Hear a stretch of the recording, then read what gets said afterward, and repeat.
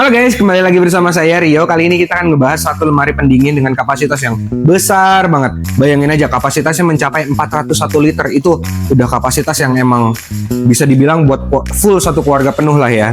Nah, detailnya seperti apa? Check it out.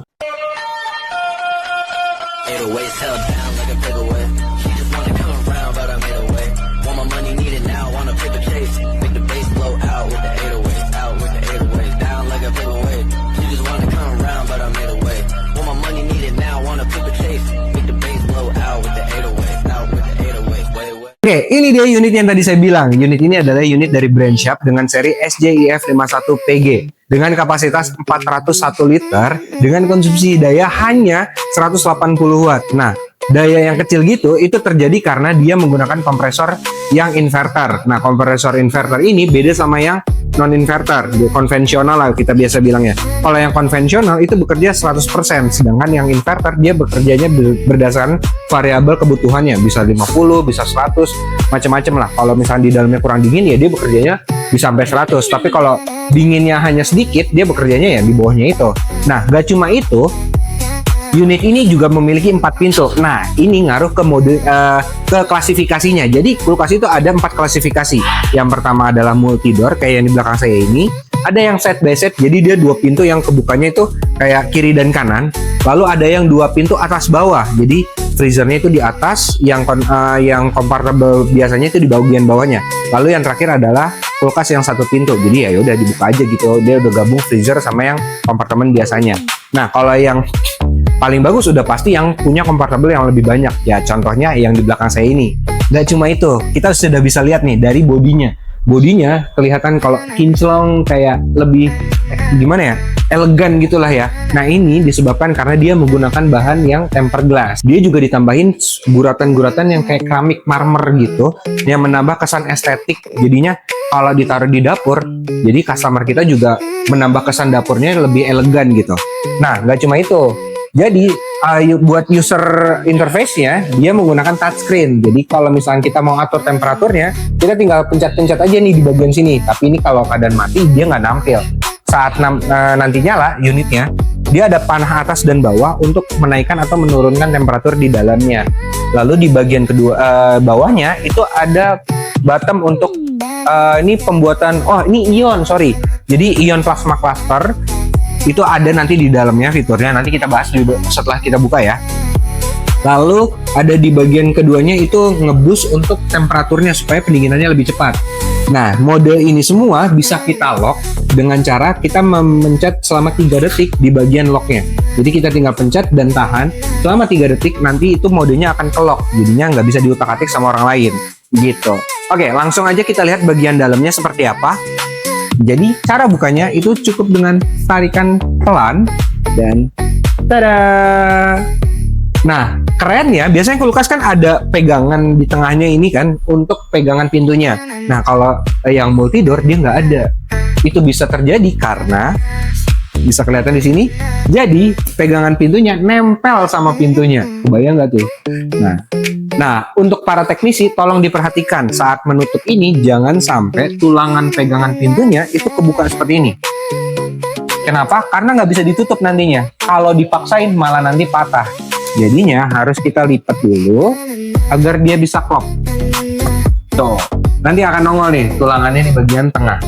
Jadinya pintu yang satunya bisa ketutup gitu. Nah, oke, kita lanjut ke bagian dalamnya. Tadi kita udah sempat serempet pembahasan soal plasma cluster ion. Nah, ini dia unitnya. Jadi komponen itu berfungsi untuk membunuh bakteri dan jamur yang beredar di udara.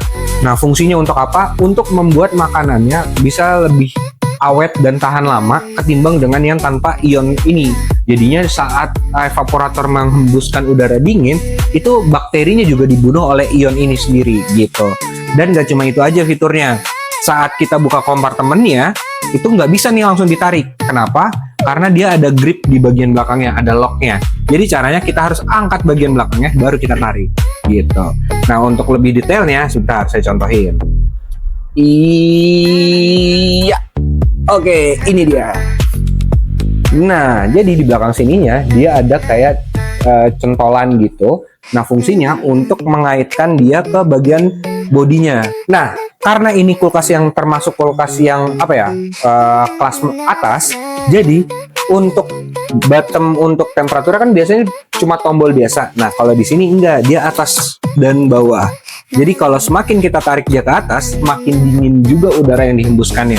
Kalau ke bawah semakin biasa aja. Oh ya, BTW, kalau yang multidor bagian atasnya ini adalah kompartemen yang biasa ya.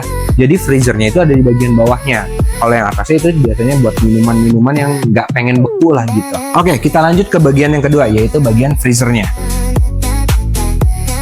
Nah, ini dia bagian freezernya. Kelihatan bedanya kan kalau sama kulkas-kulkas biasa. Jadi dia ini sudah disiapin kompartemen-kompartemennya. Jadi kalau misalkan makanannya itu dikelompok-kelompokin, itu lebih rapi kalau di sini. Jadi kayak misalkan daging mau ditaruh sini. Nah, itu ada tempatnya sendiri. Ini menyebabkan kayak penyebaran bau, penyebaran air, cairan. Kan biasanya kalau netes di atas, netes juga di bagian bawah. Nah, kalau di sini udah nggak perlu khawatir lagi karena sudah dikelompok-kelompokkan. Oke, paling fiturnya itu aja. Oh iya, satu lagi fiturnya yaitu ultra airflow-nya. Nah, jadi di bagian freezer ini dia di direct seperti bagian atas. Jadi ada beberapa bolongan-bolongan yang diarahin ke kompartemennya. Jadinya pendinginannya jauh lebih merata ketimbang dengan yang di bagian atasnya. Kalau yang atasnya itu pendinginannya hanya satu arah, dibuat muter. Sedangkan kalau yang di bagian freezer itu langsung ditembakin gitu udara dinginnya ke bagian makanan-makanannya gitu. Oke. Paling itu aja untuk fiturnya dari unit kulkas ini. Untuk kesan teknisi, tolong diharapkan selalu memilih tempat buat penempatannya. Pertama, jauh dari kompor, jauh dari sumber panas lebih tepatnya, lalu jauh dari panel-panel. Lalu saat menaruhnya pastikan ada jarak. Kita bisa gunakan meteran untuk mengecek di bagian kirinya. Pastiin itu 10 cm dari kiri dan kanan.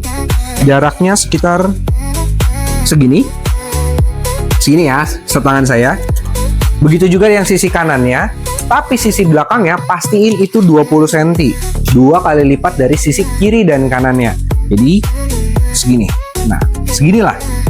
Kenapa ini diharuskan? Karena setiap sistem refrigerator itu mengeluarkan hawa panas. Nah, hawa panas itu perlu dibuang karena kalau terperangkap nanti yang rusak adalah kompresornya, dan gak cuma kompresornya, makanannya pun bisa jadi lebih bau.